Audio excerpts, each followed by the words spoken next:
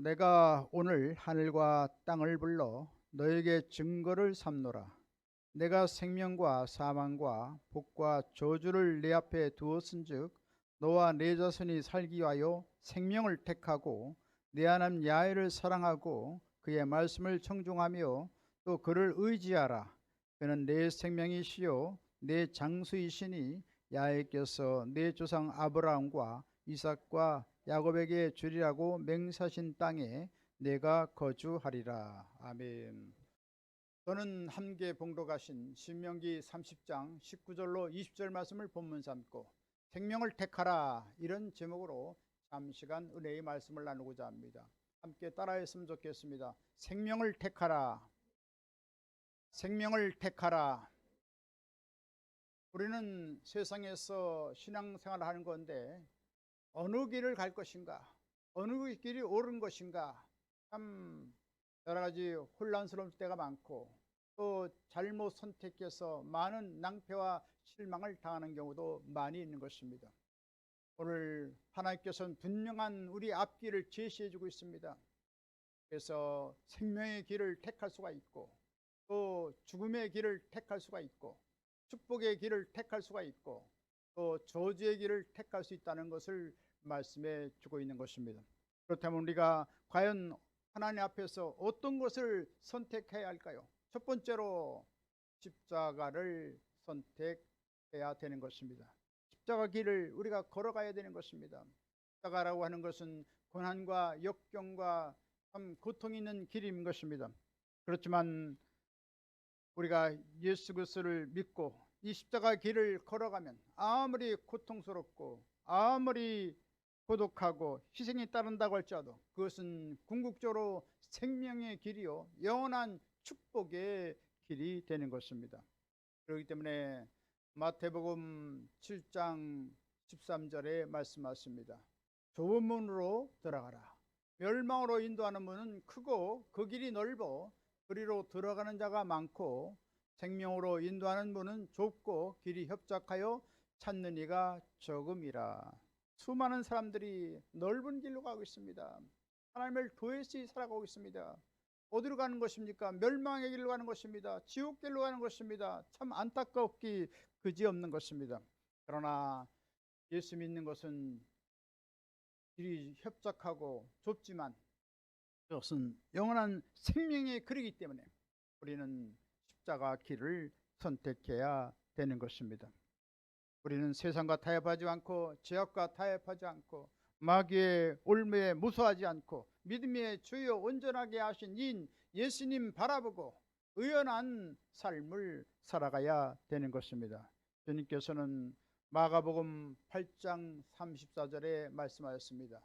누구든지 나를 따르거든 자기를 부인하고 자기 십자가를 지고 매일 나를 좇을 것이니라 말씀했습니다.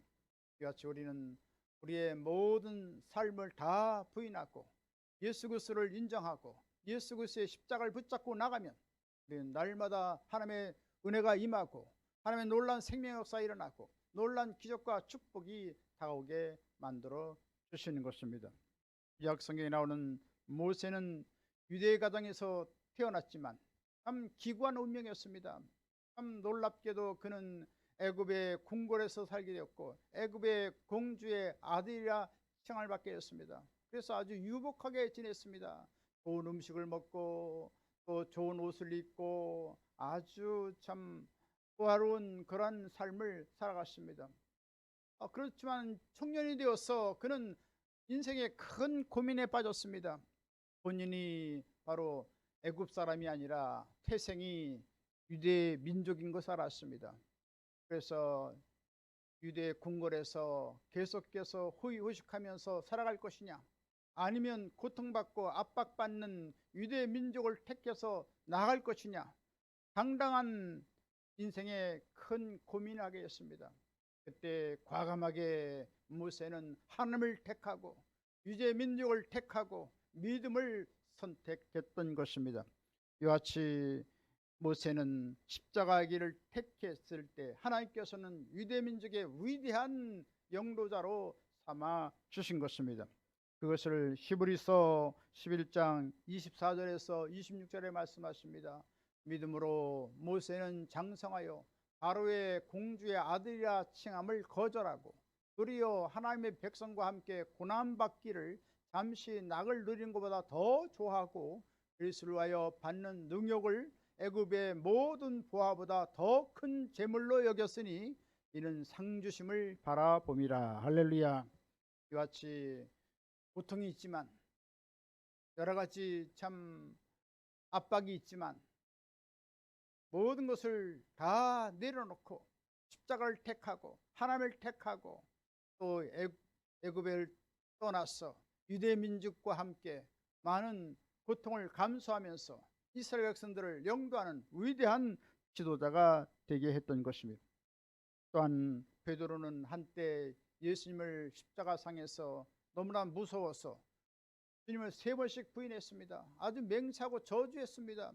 그러나 자신이 잘못한 것을 통회하고 자복하고 하나님 품으로 돌아왔고 그리고 예수님의 궁일함을 받고 다시금 성령의 충만을 받았을 때 그는 유대의 교회의 지도자가 되었고 많은 신명들을 주 앞에 인도하고 많은 고통을 감수하고 많은 핍박을 기쁨으로 감수했던 것입니다. 마침내 그는 로마에 가서 복음을 증거하다가 십자가에 거꾸로 매달려서 장렬한 순교를 하게 되었고 영원한 한나라에 들어가게 되었던 것입니다. 세상 사람들은 우상 숭배를 합니다. 집단 이기주의 삶을 살아갑니다. 또 물질 만능주의 살아가고 무사 안일주의로 살아가고 한탕주의 쾌락주의 살아가고 개인주의로 살아가는 것을 보게 됩니다. 그렇지만 우리는 이 세상에서 믿음의 선진들처럼 예수 그리스도만 바라보고 십자가 지고 나가야 되겠습니다. 고난이 다가오고 역경이 다가오고 나라가 어디로도 초연한 믿음을 갖고 그리스도의 영광을 위해서 살아간다면 하나님께서 천군 천사로 우리를 보호해 주시고 불담과 불벽으로 우리를 지켜주시고 놀라운 승리의 가도를 달리도록 우리를 아름답게 인도해 주시게 될 것입니다. 바울은 높은 신분을 가졌습니다. 많은 명예와 높은 그 풍성한 지식을 갖고 아주 부유하고 풍족하고 또 사회적인 큰 지위를 갖고 아주 당당하게 살아갈 수 있는 그런 사람이었습니다. 그러나 그것을 다 분토같이 여기고 이것을 다 해로 여긴다고 말했던 것입니다. 그리고 나서는 고린도전서 2장 1절로 2절에 말씀합니다. 형제들아 내가 너에게 나가서 하나님의 증거를 전할 때에 말과 지혜의 아름다운 것으로 아니하였나니 내가 너희 중에서 예수 그리스도와 그의 십자가에 못 박힌 것 외에 아무것도 알지 아니하기로 작정하였습니다. 이같이 바울은 모든 것을 다 내려놓고 오직 예수 그리스도를 알기를 참 하나님의 지식이 고상하다고 하면서 그 말씀을 쫓아 살아갔고 또 세상 사람들이 그렇게 천하게 여기는 십자가를 영광스러운 그런 면류관으로 삼고 많은 고통과 곤욕을 겪으면서 그리스도의 복음을 증거했던 것을 볼 수가 있습니다. 이같이 우리는 여러 가지 역경이 있고 여러 가지 환난이 있고 풍파가 있을지라도 우리는 십자가 의연히 붙잡고 나가야 될 것입니다. 그래서 우리 가정에서도 십자가를 지고 나가고 우리 사업을 할 때도 십자가 지고 나가시고 직장을 나갈 때도 십자가 붙잡고 나가시고 또 모든 어떤 삶을 산다고 할지라도 우리는 날마다 십자가 앞세우고 나가면 하나님께서 우리의 삶을 순탄하게 열어주시고 의의 길로 생명의 길로 축복의 길로 천국 길로 우리를 인도해 주시게 되는 것입니다. 따라서 우리는 세상이 변하고 나라가 어지럽고 환난이 다가온다 할지라도 고난과 영광의 십자가를 택하고 하나님의 이름을 영광롭게 하는 한나라 귀한 분 다 되시길 주님의 이름으로 간절히 축원드리겠습니다. 두 번째로 바로 진리를 택해야 하는 것입니다. 유대인들은 표적을 구하고 헬라인들은 지혜를 구한다고 말씀하고 있습니다. 그러나 우리 예수 믿는 사람들은 하나님의 진리를 선택해야 될 것입니다. 천지가 없어진다 할지라도 하나님 말씀은 1.1핵도 변함이 없다고 했습니다. 시간이 변하고 역사가 변하고 시대가 변할지라도 하나님 말씀은 영원토록 있다고 성경은 우리에게 말씀하고 있는 것입니다. 이런 영원한 생명의 말씀, 진리의 말씀을 늘 신비에 새기고 하나님 말씀의 중심으로 우리가 살아간다면 하나님께서 우리와 함께 하시는 것입니다. 그래서 말씀을 가까이 하면 하나님께서 우리를 가까이 해준다고 했습니다. 말씀을 멀리하면 하나님께서 멀리 계시는 것입니다. 그래서 우리는 날마다 말씀을 신비에 새기고 하나님 말씀을 늘 상고하고 하나님 말씀 제일주로 살아가야 될 것입니다. 왜 그렇습니까? 세상은 유혹이 많습니다. 우리가 모든 거쳐지는 주위에 있는 것이 다 죄요, 만져지는 것이 다 악인 것입니다. 이런 세상을 탈피해서 살아가는 유일한 그런 탈출 방법은 하나님 말씀을 택하고 하나님 말씀을 늘 읽고 듣고 묵상하고 그 말씀대로 살아갈 때 하나님께서는 영원한 위로를 주시고 평안을 주시고 진리의 기쁨을 주시고 모든 삶을 능히 극복하고 나갈 수 있도록 도와주시는 것입니다. 시편 119편 97절로 100절에 말씀하십니다. 내가 주의 볼 어찌 그리 사랑하는지요 내가 그것을 종일 묵상하나이다. 주의 계명이 항상 나와 함께하므로 그것이 나로 원수보다 지혜롭게 하나이다. 내가 주의 증거를 묵상함으로 나의 명철함이 나의 모든 수송보다 승하며 주의 법도를 지킴으로 나의 명철함이 노인보다 승하니이다. 할렐루야.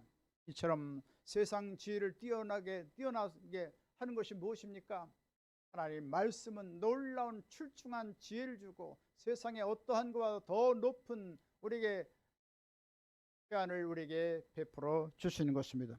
그렇기 때문에 가장 하나님께서 귀하게 여기는 이 진주보다도 귀하고 보석보다도 귀하고 다이아몬드보다도 귀한 하나님 말씀을 우리가 신비에 새길 수 있다면 하나님께서 말씀을 통해 놀라운 역사를 베풀어낸 것입니다. 우리 마음속을 험한 창고로 두지 말고 우리 마음속에 금과 같은 말씀, 은과 같은 말씀, 보석 같은 말씀으로 가득 채운다면 우리 마음이 찬란하게 빛날 것입니다. 우리의 삶이 빛나고 밝고 환하게 될 것입니다. 이 말씀으로 살아가면 우리는 참 조금도 두려워하지 않습니다. 우리는 날마다 의연하고 복되고 아름다운 삶을 살아갈 수 있는 비결이 그 안에 담겨 있는 것입니다. 시편 119편 103절에 또 말씀하십니다. 주의 말씀이 마치 내게 어찌 그리 단지요 내 입의 꿀보다 더하니이다. 주의 법도로 인하여 내가 명철하게 되었으므로 모든 거짓 행위를 미워하나이다. 할렐루야. 송이꿀보다 더 단 하나님 말씀으로 우리 가운데 다가온다는 것입니다. 그래서 참 몸이 건조하고 실증이 나는 이 혐오스러운 세상에서 주의 놀란 위로를 받고 놀란 행복과 소망이 넘치고 기쁨이 넘치는 삶을 사는 비결은 하나님 말씀 제일주로 살아가면 하나님께서 함께 하시고 천군천사 우리와 거처를 같이 해주시고 영광스러운 삶을 살아가고 놀란 진리의 기쁨을 우리가 깊이 만끽하며 복된 삶을 살아갈 수가 있는 것입니다. 이처럼 하는 말씀을 묵상하고 실천하가면 우리는 이 세상을 변화시킬 수 있는 위대한 능력이 다가오게 만들어 주시는 것입니다. 예수님께서는 세상을 변화시킬 수 있는 최고의 법, 최고의 도덕성을 가진 위대한 계명을 주었습니다. 성경 전체의 모든 말씀을 간략하게 요약을 할 수 있다면 그것은 하나님의 사랑이요 이웃 사랑인 것입니다. 그래서 마음을 다하고 목숨을 다하고 뜻을 다하여 주 너희 하나님을 사랑하라. 내 이웃을 내 자신같이 사랑하라고 말씀했습니다. 하나님 사랑, 이웃 사랑을 하면 하나님 말씀을 다 지키는 말씀이 된 것입니다. 그래서 사랑은 율법의 완성이라고 로마서 13장 8절에 말씀을 하고 있습니다. 그래서 우리의 삶이 하나님을 뜨겁게 사랑하는 삶을 살아가고 모든 가정과 이웃과 내 자신과 이웃들을 다 사랑하는 삶을 살아간다면 그것은 하나님께서 보시기에 아름다운 삶이 되는 것이고 영원한 소망이 있는 삶을 살아가게 된다는 말씀인 것입니다. 저는 12월 추운 겨울날 12월 하순경에 몹시 추울 때 수요예배를 마치고 저녁 9시 반 넘어서 10시경에 저희 염리동 언덕길 집으로 올라가고 있었습니다. 한참 언덕길을 올라가고 있는데 갑자기 어두워서 지척을 분간할 수가 없는데 누군가 검은 물체였던 형체가 쓰러져 있는 것을 보게 됐습니다. 가만히 보니까 어떤 분이 술을 곤드레 만드레 먹고 만 비척비척 가다가 그만 언덕이 너무나도 높이 계속 길어지기 때문에 그만 쓰러져서 쿨쿨 잠을 자고 말았습니다. 그런데 너무나 날씨가 추웠기 때문에 참 가만 놔뒀다가는 큰일 나겠습니다. 그래서 참 누구 주위에 누구 사람이 없는가 싶었더니 아무도 없습니다. 한참 좀 기다렸더니 어떤 방범을 쏘는 그 불침번이 오길래 멀리서 좀 도와달라고 했습니다. 이 사람이 추위에 떨어서 참 말할 수 없으니 좀 함께 부축하고 좀 가까운 음식점에 가서 뜨거운 국물이라도 먹을 수 있도록 해달라고. 그래가지고선 가게 됐는데 참 그분이 너무나도 춥고 떨고 또 그 기온에 어떻게 적응을 하지 못하기 때문에 덜덜덜 떨더라고요. 그래서 얼른 뜨거운 국물을 먹이고 또 정신이 차린 후에 집이 어디냐고 물어봤습니다. 그랬더니 전화번호를 스톱을 주길래 보고서 전화를 했습니다. 이런 분이 여기 있는데 좀 빨리 좀 와줬으면 좋겠습니다. 그래가지고 연락을 해서 그분이 급히 달려왔습니다. 그래서 그분이 예수를 믿고 좀 구원받고 하늘나라 소망 가졌으면 좋겠다고. 그래서 그분을 그 가족에게 인계를 했습니다. 참 그 밤이 만약 그 밤에 너무나 추워서 사람들이 그것을 돌아보지 않았더라면 그분은 아마도 어려웠을 것입니다. 이와 같이 우리는 주위의 그 어려운 이웃들을 돌아보고 하나님의 놀라운 사랑을 베풀 수 있다면 하나님께서 우리를 기쁘게 여기실 줄 믿습니다. 그렇지만 더 큰 사랑을 실천하는 방법이 있습니다. 그것은 바로 지옥 가는 영혼에게 하나님의 복음을 전가해서 영원한 천국으로 인도하는 삶인 것입니다. 요한복음 14장 6절에 말씀하십니다. 예수께서 이르시되 내가 곧 길이요 진리요 생명이니 나로 말미암지 않고는 아버지께로 올 자가 없느니라. 바로 예수 그리스도 그분만이 우리의 영원한 생명의 길입니다. 진리의 길입니다. 축복의 길입니다. 우리는 주님 한 분만으로 만족하고 이 예수 그리스도를 우리가 증거해서 가는 가족, 친척, 이웃들을 다 주님 앞에 인도해야 할 것입니다. 어떤 전도학자는 말합니다. 우리나라 백성들이 3천만 명이 그 앞에 금방 돌아올 수 있는 길이 있는데 그것은 진짜 들어간 사람에게 복음을 증거하면 1년에 1200만 성도가 3천만 성도가 된다고 말하고 있습니다. 그것은 무엇입니까? 가족, 친척, 친구, 가장 가까운 모든 친분 있는 사람들을 하나님께로 인도하면 최소한 한 사람이 5명을 전도할 수가 있고 그러면 3천명, 5천명 놀랍게 구원의 역사가 일어난다는 것입니다. 1년이면 놀라운 구원의 역사가 일어난다는 것이죠. 이제 우리는 주님 오실 날이 심히 가까웠다는 것을 우리가 깊이 깨달아야 되겠습니다. 마태복음 24장 14절에 말씀하십니다. 이 천국 복음이 모든 민족에게 증언되기 위하여 온 세상에 전파되니 그제야 끝이 오리라. 이제 모든 세상에 복음이 다 증거됐습니다. 저 남미의 아마존강 밀림지대에도 또 그 토인들 또 식인종에게까지도 주의 복음이 계속 다 증거되고 있습니다. 또 아프리카의 콩고강 그 밀림지에도 주의 복음이 증거되고 있습니다. 선교사들이 가서 복음을 증거하기도 하고 인터넷을 통해서 또 여러 언론 매체를 통해서 온 지구상에 2만 4천 종족들이 다 주의 복음을 다 받아들이고 있습니다. 이제는 1년 2년 언젠가 주님께서 금방 오실 날이 무척이나 가까운 것입니다. 그것이 우리가 팬데믹으로 인해서 세계인들이 다 몸살을 앓고 있는데 그것은 무엇입니까? 주님께서 곧 오실 날이 가까웠다는 것을 우리에게 방증해 주는 것입니다. 그래서 문 앞에 이르렀으니 빨리 준비하고 천국 들어갈 준비하라고 우리에게 경종을 울리고 있는 것입니다. 이것을 우리가 지혜롭게 받아들이고 우리가 성령 충만하고 하나님 나라를 소망하면서 죽어가는 영혼들을 다 주님 앞에 인도할 수 있다면 하나님께서 우리를 기뻐하시게 될 것인 것입니다. 그래서 우리 가정에 아직도 주 앞에 나오지 못한 분들이 없는가? 우리 이웃 친척들이 아직도 주 앞에 나온 분들이 없는가? 또 가는 곳마다 만난 사람마다 주의 복음을 증거해서 영원한 천국에 놀라운 소망이 있는 것을 전달하고 지옥에 가지 말도록 우리는 그리스도의 뜨거운 사랑으로 전달해야 될 것인 것입니다. 바울은 그리스도의 사랑을 가지고 전파하고 심지어는 시기와 다툼으로 그리스도의 복음을 증거하는 것을 오히려 기뻐하고 기뻐했다고 말하고 있는 것입니다. 이어서 바울은 그리스도의 강권적인 사랑으로 복음을 증거하고 빚진 자의 그 심정으로 복음을 증거하고 또 복음을 증거하지 않은 너에게서 핏값을 찾겠다는 그러한 화가 임할 것을 두려워하면서 하나님의 복음을 전력 질주해서 온 땅에 주의 복음을 증거했던 것을 볼 수가 있습니다. 이처럼 우리가 살고 있는 지역사회를 복음으로 가득 채우고 나라와 민족과 세계를 다 주 앞에 인도하는 한나라 귀한 다 되시길 주님의 이름으로 간절히 축원드리겠습니다. 세 번째, 끝으로 우리는 기도를 택해야 하는 것입니다. 세상에 할 일이 많지만 기도보다 더 중요한 일이 없습니다. 기도라고 하는 것은 하나님의 영원한 축복의 저수지에서 하늘의 신령한 복을 끌어들이고 또 땅에 기름진 축복을 가져오는 위대한 능력이 되는 것입니다. 만약 이 땅에 하나님께 기도하는 자가 없다면 이 땅은 삭막하고 슬픔의 땅이 되고 말할 것입니다.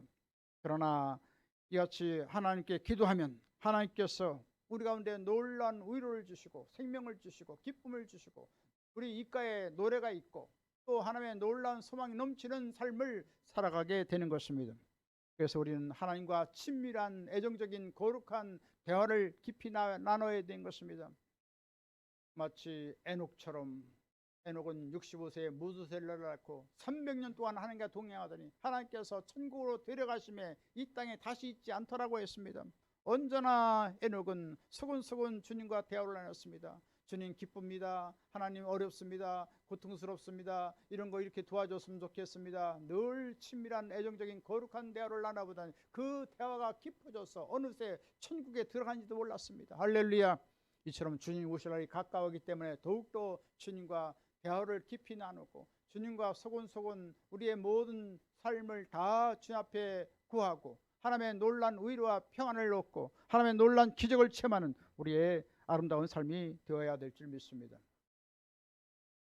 영국의 윌리엄 캐리라는 사람이 있습니다. 그 사람은 구두 수선공이었는데 구두를 수선한 것보다 더 기도를 많이 했습니다. 그래서 많은 사람들이 비난합니다. 구두 수선을 제대로 하지 않고 늘 기도만 한다고 그렇게 핀잔을 줬습니다. 그때 윌리엄 캐리는 말합니다. 기도하고 감사를 드리며 타인을 위해 기도한 일이 보석을 쌓아놓는 것보다 더 중요하다. 기도한 일이 진정한 사업이요 구두 수선은 부업입니다. 그것은 생활에 조금 도움을 줄 뿐이죠 라고 해서 그는 윌리엄 캐리는 늘 깨어있어 기도하는 사람이었습니다. 하나님께서는 이 강건한 믿음의 사람을 그냥 놔둘 수가 없습니다. 하나님께서는 그를 들어서 인도의 선교사로 보내고 또한 동인지 제도 또 모든 또 버마 이 지역에 선교적인 눈부신 활동을 했습니다.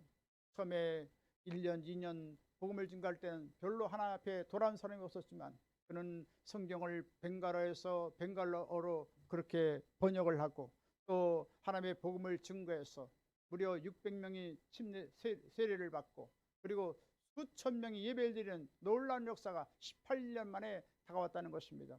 그리고 계속해서 영국을 선교의 나라로 만들고 또 현대 선교의 아버지라는 칭호를 받게 되었던 것입니다.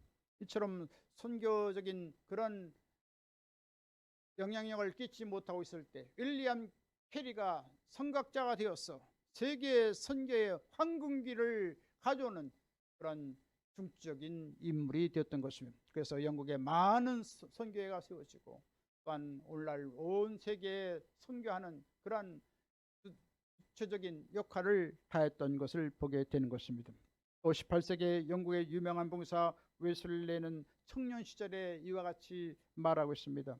아침 저녁으로 1시간 기도하는데 무슨 핑계나 이유가 있을 수 없다. 반드시 조속으로 1시간씩은 엄격하고 신중하며 또 열성을 기울여 기도해야 한다고 했습니다.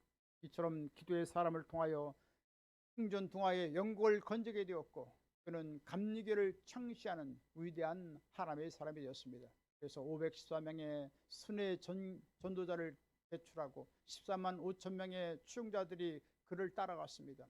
그래서 오늘날 감리교를 세우는 위대한 인물이 될 수가 있은 것입니다. 이처럼 기도하면 하나님께서 우리를 귀하게 사용하시는 것입니다.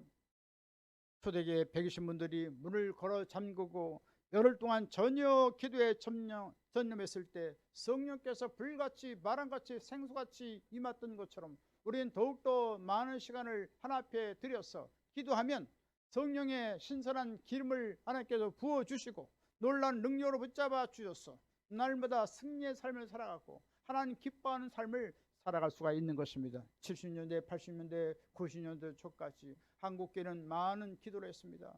금식하며 기도하고 철야로 기도하고 새벽으로 기도하고 1시간, 2시간 모였다면 기도해서 성령의 역사가 일어나고 놀라운 폭발적인 부흥이 다가와서 오늘날 한국교회가 1000만 명이 넘는 1293만 명까지 놀랍게 부흥하는 쾌거를 이뤘습니다. 그러나 93년 이후에 기도의 열기가 식어지고 기도원마다 다 한산해지고 또한 경제적인 부의 축적으로 말미암아 신앙은 느슨해져서 참 하나님을 참 제대로 못 믿는 경우를 많이 볼 수가 있습니다. 그래서 한국교회가 많이 침체가 되고 이같이 어려운 재난을 맞이한 사실을 우리가 보게 된 것입니다. 다시금 심기일전에서 우리가 하나님 앞에 기도하면 하나님께서 우리를 도와주실 것이고 하나님께서 성령으로 기름을 부어주셔서 더욱더 활기찬 신앙생활을 하게 될 것이고 다시금 한국교회가 세전한 이런 상황에서 다시금 부흥하는 놀라운 역사가 일어나게 될 줄 믿습니다. 그래서 깨어있어 기도함으로 가정을 살리고 태평한 사회를 살리고 민족과 세계를 살려야 될 것입니다. 이사야 62장 6절로 7절에 말씀하십니다.